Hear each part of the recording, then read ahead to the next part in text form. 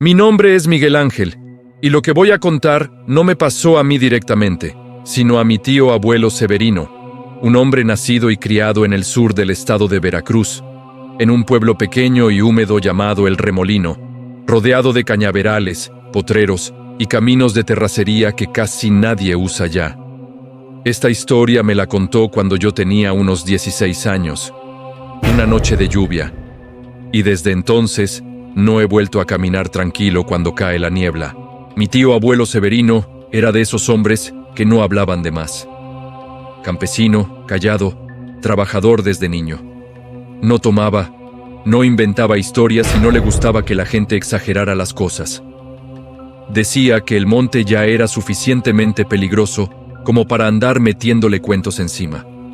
Por eso, cuando él mismo admitía que algo no tenía explicación, uno sabía que no era mentira. Él nació en El Remolino, cuando todavía no había luz eléctrica en muchas casas. El pueblo era chico, apenas unas cuantas calles, una iglesia vieja, una tiendita y muchas casas regadas entre el monte. Ahí todos se conocían y cualquier cosa rara se notaba de inmediato. Mi tío decía que el monte alrededor siempre había sido bravo, pero respetuoso, hasta que dejó de serlo. Contaba que por el año 1968 empezaron a pasar cosas extrañas en los alrededores del pueblo. No de golpe, sino poco a poco. Primero fue el ganado. Vacas que aparecían muertas sin señales claras, gallinas que desaparecían completas, perros que se negaban a salir de noche. La gente decía que eran animales del monte, pero nadie encontraba huellas. Después vinieron los ruidos. Por las noches, sobre todo cuando había neblina, se escuchaban pasos alrededor de las casas, pero al salir no había nadie. A veces eran como arrastres, otras como si algo pesado caminara despacio entre los cañaverales. Nadie veía nada, pero todos lo escuchaban. Mi tío abuelo decía que lo más raro era la niebla. En El Remolino siempre había neblina, pero aquella empezó a comportarse distinto. No bajaba despacio. Caía de golpe. En cuestión de minutos, el pueblo desaparecía bajo una manta blanca espesa, fría, que no dejaba ver ni a 2 metros. La gente mayor empezó a decir que esa no era neblina normal, que algo venía dentro de ella, que por eso los animales se inquietaban y por eso los perros se metían debajo de las camas sin querer salir. Pero nadie lo decía en voz alta, como si nombrarlo pudiera hacerlo más real. Mi tío Severino no creía en eso, hasta la noche que le tocó verlo. Contaba que regresaba tarde de dejar unas herramientas en un potrero que quedaba fuera del pueblo, por un camino angosto rodeado de monte. El sol ya se había metido y la neblina empezaba a bajar rápido. Decía que al principio no le dio importancia. Caminó como siempre, con la lámpara de mano, escuchando solo sus pasos. Pero en cuestión de minutos, la neblina se cerró tanto que apenas podía verse los pies. El aire se volvió frío, pesado, como si costara respirar. Fue entonces cuando escuchó algo más caminando con él. No pasos rápidos, no carreras. Eran pasos lentos, desacompasados, como si algo grande avanzara arrastrando los pies entre la hierba. Cada vez que él se detenía, eso también se detenía. Mi tío se quedó quieto. Apagó la lámpara. El silencio era total. Ni grillos, ni ranas, ni viento.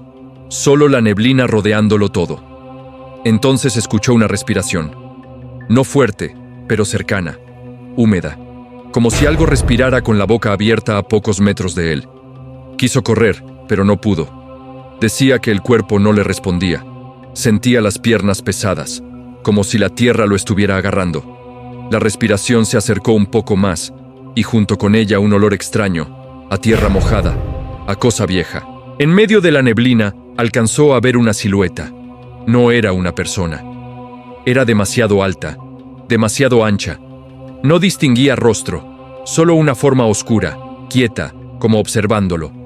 No se movía, pero él sentía que lo estaba mirando. De pronto, la cosa dio un paso al frente. Solo uno. El sonido fue seco, pesado, como cuando alguien pisa lodo profundo. Mi tío, sin pensarlo, comenzó a rezar en voz baja. No por fe, decía él, sino por instinto. La neblina empezó a moverse, como si algo la revolviera desde dentro. La silueta se desdibujó poco a poco, hasta que ya no vio nada. Solo quedó el silencio. Y luego, de golpe, los sonidos del monte regresaron. Mi tío no se quedó a comprobar nada. Caminó como pudo hasta llegar al pueblo. Al entrar, notó algo que le heló la sangre. No había luces encendidas. Todas las casas estaban cerradas. Nadie afuera. Como si todos supieran que no debían salir. Al día siguiente, los viejos del pueblo le dijeron que había tenido suerte. Que la neblina no siempre dejaba ir a la gente. Que algunos se habían metido en ella y nunca regresaron. No había cuerpos, no había rastros, solo ausencia. Desde esa noche mi tío Severino nunca volvió a caminar solo cuando la neblina bajaba. Y siempre decía lo mismo, que el monte del remolino no se traga a la gente, la esconde. Después de aquella noche, mi tío abuelo Severino ya no fue el mismo. No hablaba mucho de lo que había visto, pero se le notaba en la mirada. Cada vez que la neblina empezaba a bajar, se metía temprano a la casa y aseguraba puertas y ventanas, como si supiera que no bastaba con cerrar, sino con mostrar respeto. En el pueblo, los viejos comenzaron a acercarse a él, no para preguntarle, sino para confirmar algo que ya sabían. Le dijeron que no era el primero al que le pasaba, que desde hacía años, cuando la neblina caía de golpe, algunos caminantes veían sombras que no debían existir. Uno de los más ancianos, don Matías, le explicó que esa neblina no era natural. Decía que el monte tenía guardianes, cosas viejas, anteriores al pueblo, y que cuando la gente empezó a abrir caminos, a tumbar árboles y a extender potreros, algo se había despertado. Según don Matías, la neblina no venía sola. Era como una puerta. Cuando bajaba así de espesa y rápida, dejaba pasar a los que no tienen forma, seres que no caminan como personas, pero tampoco como animales. Cosas que solo podían moverse cuando el mundo se quedaba sin bordes. Mi tío escuchaba en silencio. Nunca se rió, nunca contradijo a los viejos, porque él ya había sentido esa presencia respirándole cerca. Sabía que no era cuento, sabía que algo andaba suelto. Poco tiempo después, comenzaron las desapariciones. No fueron muchas, pero fueron suficientes. Un hombre que salió borracho de una fiesta y nunca llegó a su casa. Un muchacho que fue por leña y no volvió. Una señora que regresaba de visitar a su hermana y se perdió en el camino. Nadie encontró cuerpos, nadie escuchó gritos. Solo se decía que la neblina había bajado esa noche. Siempre era lo mismo. El monte callado, la neblina cerrada y luego... nada. La gente empezó a cambiar sus costumbres. Dejaron de andar de noche. Cerraban temprano. Si la neblina bajaba, nadie salía, aunque escucharan ruidos afuera. Preferían ignorar cualquier llamado que no reconocieran. Mi tío decía que lo más inquietante era que a veces la neblina parecía imitar voces. Gente juraba escuchar a familiares llamándolos desde el camino, pidiendo ayuda. Pero los viejos decían que nunca se debía contestar, que eso era lo que la cosa usaba para atraer a los distraídos. Una noche, Severino escuchó su nombre afuera de la casa. Era la voz de su primo Efraín, quien había muerto años atrás. Sonaba igual, mismo tono, mismo modo de hablar. Mi tío se quedó helado, pero no abrió.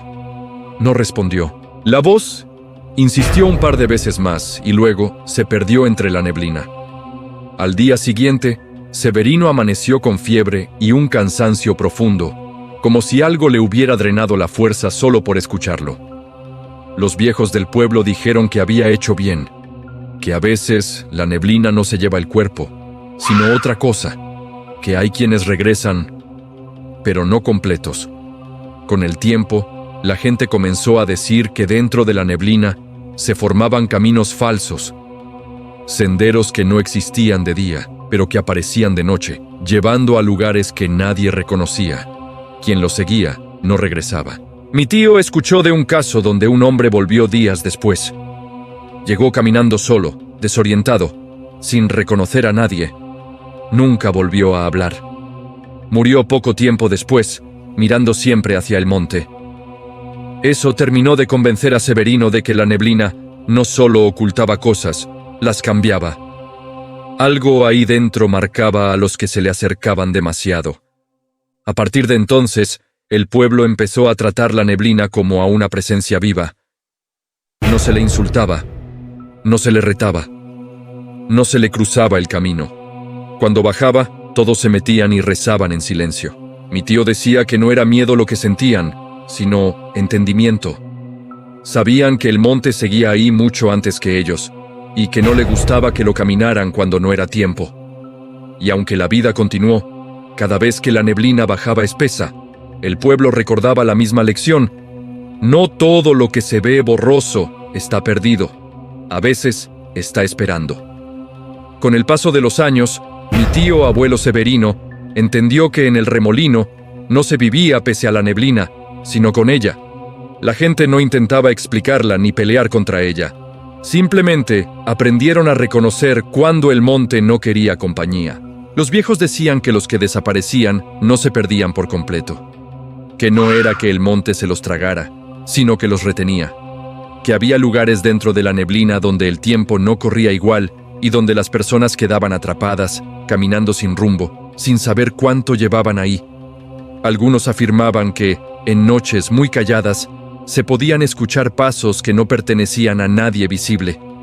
No eran ruidos nuevos, decían, sino los mismos pasos de los que ya no estaban.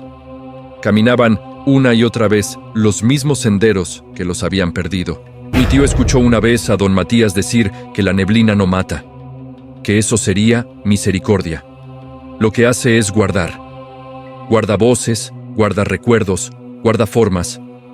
Por eso a veces llama usando voces conocidas, porque las tiene ahí, atrapadas. Hubo un caso que marcó al pueblo por completo. Un joven llamado Rogelio, terco y burlón, decidió cruzar el monte una noche con neblina espesa, diciendo que nada de eso era real. Nunca regresó. 3 días después, lo escucharon hablar cerca del arroyo. Su voz sonaba cansada, lejana, como si hablara desde muy profundo. Llamaba a su madre, pedía ayuda. Nadie salió. Nadie respondió. Al amanecer, la voz ya no estaba. Desde entonces, el pueblo dejó de dudar. Ya no fue miedo lo que los mantuvo dentro de sus casas, sino certeza. La certeza de que algo habitaba ahí y que no debía ser desafiado. Mi tío Severino decía que, a veces, cuando la neblina se levantaba lentamente, alcanzaba a ver siluetas paradas entre los árboles. No se movían, no se acercaban. Solo estaban ahí, como observando el pueblo desde lejos. Nunca se supo si esas figuras eran personas perdidas o algo distinto usando su forma. Nadie quiso averiguarlo. Mirar demasiado siempre había traído consecuencias. Con el tiempo, algunos forasteros llegaron al pueblo.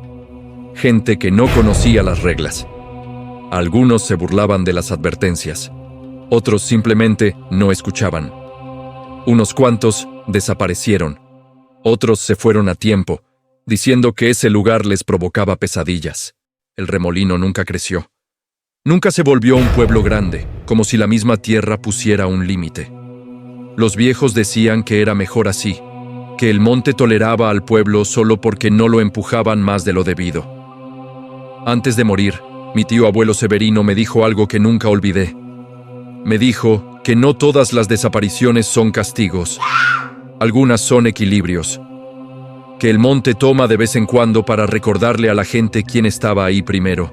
Me dijo también que no todo el que desaparece está muerto. Algunos siguen caminando, siguen llamando, siguen esperando que alguien cometa el error de responder. Desde que me contó todo eso, cada vez que visito el remolino y veo bajar la neblina, siento un nudo en el estómago. Nadie sale, nadie habla.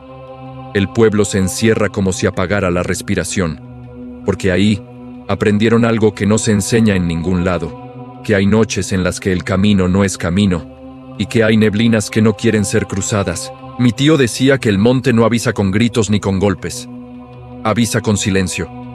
Con ese silencio espeso que te dice que no sigas.